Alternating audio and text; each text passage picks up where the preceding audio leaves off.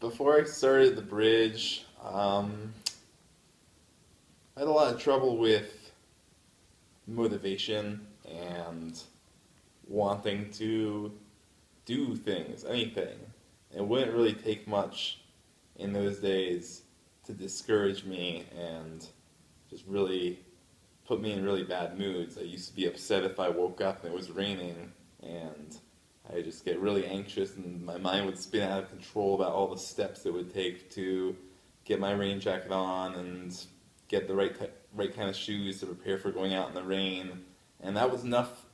That was, just waking up when it's raining would be enough to get me to stay in bed all day because it was too hard to go anywhere.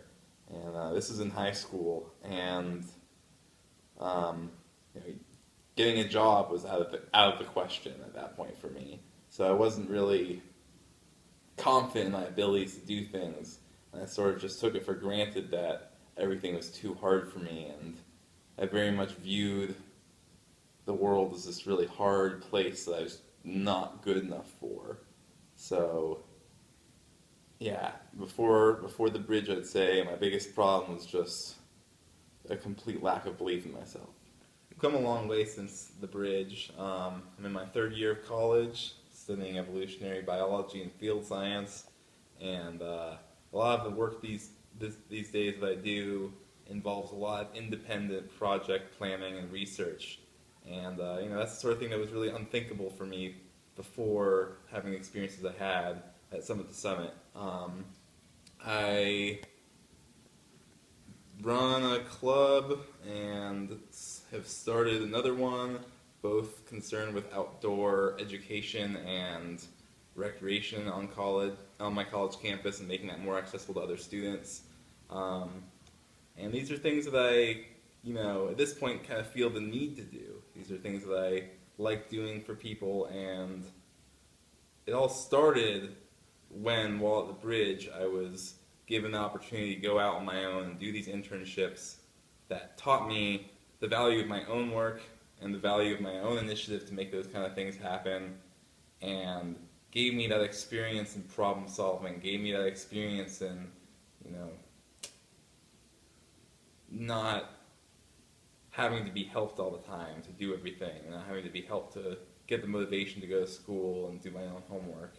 And that really built my confidence up. The biggest impacts that staying at the bridge had on me was the growth of my self-reliance and my trust in my ability to do things that I wanted to do once I set my mind to them. It gave me a lot of experience in working together to do things like cooking and cleaning, and even basic stuff like that was new to me, but doing it over and over again, doing it every day, and learning the right way and the wrong way to do even simple things gave me a lot of confidence. One of my favorite parts of the bridge was being able to plan some of the events. On the weekends, sometimes myself and the other students would have the chance to look up what activities or events were going on around the area that weekend and put it together.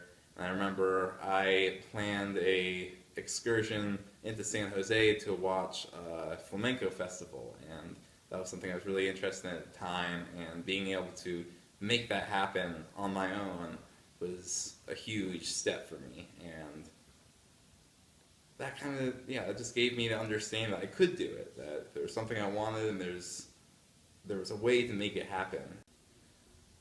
The best thing about the bridge was that it was fun. We went out while I was there, I went on 2 week-long aventuras to different parts of Costa Rica, and going to more out-of-the-way villages where people didn't have a whole lot of contact with Americans, and I had never even known that these places existed or what the people there were like. And being able to go there and having the freedom to meet the kids our age there and meet the people and just hear about their experiences was huge. Having the chance to go do that and sort of just fall into these spontaneous events of learning really broadened my scope and really gave me a lot more to think about. And it was never overbearing or intrusive to be working on the personal development with the bridge. It wasn't a mandated therapeutic type thing.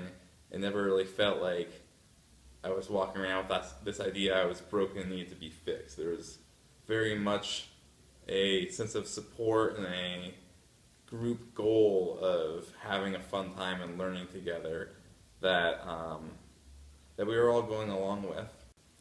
Something I still to this day keep in mind that I first learned at the Bridge was a good concept of managing and time and planning for best uses of time.